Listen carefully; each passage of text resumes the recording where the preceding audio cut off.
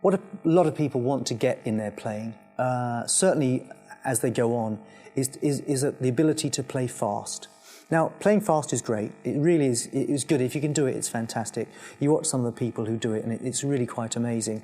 And there are ways you can do that to get this amazing speed that some of the metal players have, and indeed some of the jazz players have. But in blues, the maximum you really want to be is pretty fast. You don't really want to be breakneck because it's not really going anywhere. The music's quite simple, the backing is simple, the chords are quite simple. So it's a little bit silly to put something over the top of that that's incredibly complex and incredibly fast. The two, after a while, they tend to drift apart, so the solo hasn't really got much to do with the backing, and you really want to keep the two so they relate to each other. But it's nice to have a turn of speed when you want it. And in blues, there are certain things that are commonly used, and they are the hammer-on and the pull-off, the trill, various things like that. Now, the hammer-on is a very simple thing, very, very commonly used, and it simply is you're using your finger as a hammer to hammer onto a note and actually make a note that you haven't picked.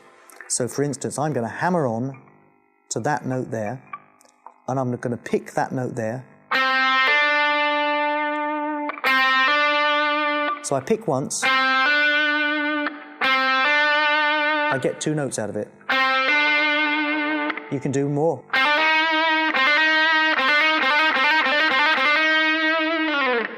You can do that, you can do lots more than that as well. That's a hammer-on. That's pretty logical what's happening. A pull-off is the same thing in reverse. So once you've actually hammered on, you pull off. Now, you could pull the finger straight up like that.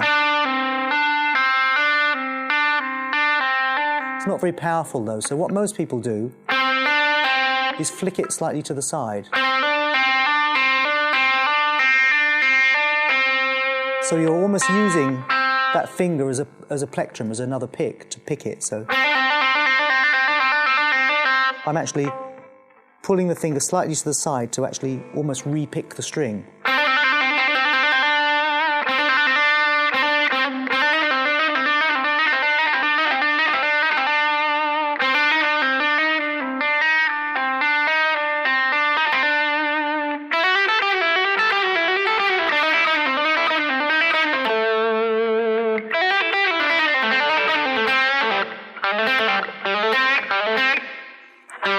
It's a nice hammer-on.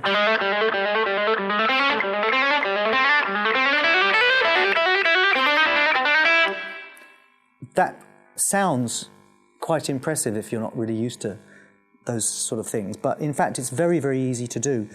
And very often fast playing is easier than slow playing because it's just a motor skill. It's like doing anything. You can do anything. You can learn to change a wheel very quickly. Look at the Ferrari guys, so they change those wheels in 5 seconds. You try and do that on the side of the M25.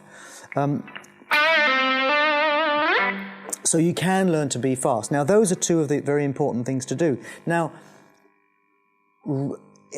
if you've got the notes that we've talked about, all the notes we've spoken about, the minor pentatonic, major pentatonic, mixolydian, all the notes, and let's not talk so much about scales, but the notes within those scales. Again, these are the notes that you're hammering on and from and to. So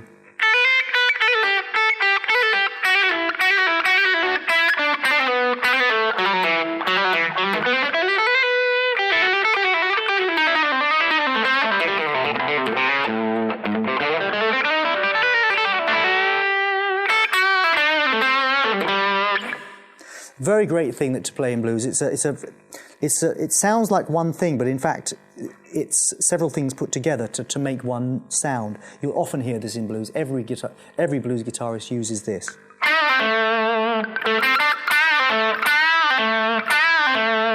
And it's a combination of a bend, a pull-off, and a hammer-on. You bend, pull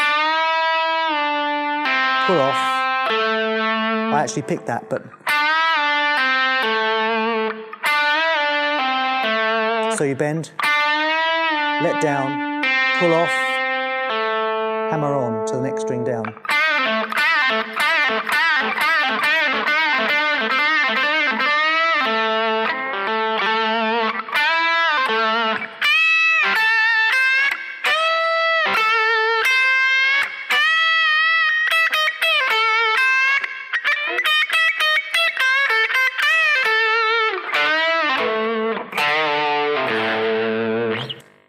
Repetitive hammer-ons. Hendrix used to do this quite a lot.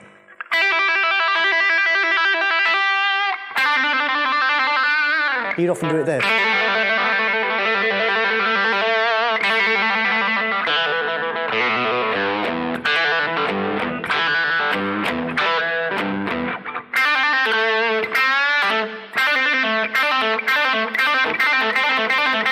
Clapton would do that when he was in Cream.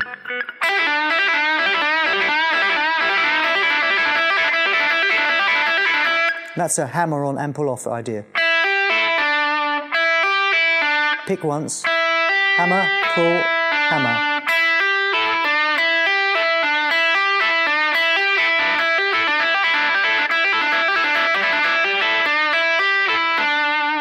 And you can time it, you can shift the timing a bit.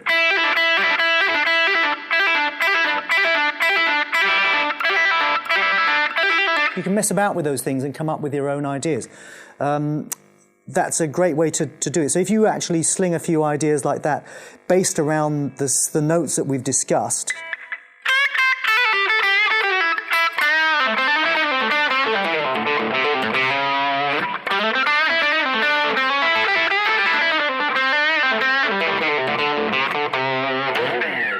so doing that kind of stuff allows you to express all the things that you've done in another, up a notch a bit, I suppose, into another gear.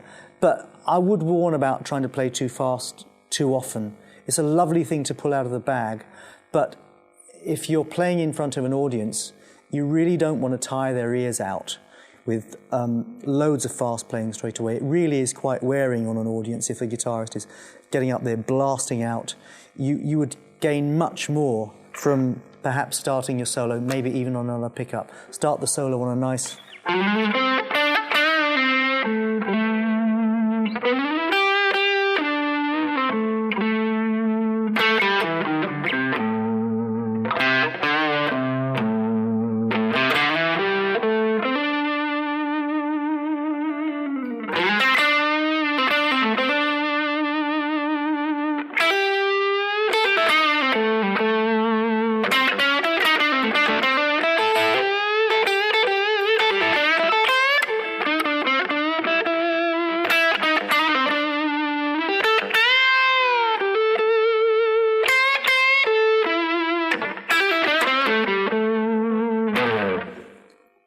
I was playing quite simply to start with, added a few little faster bits, nothing too flashy, but it really just added a little bit of life to the solo. And that's what I'd recommend you do. Don't play fast all the time. Use it nice and sparingly.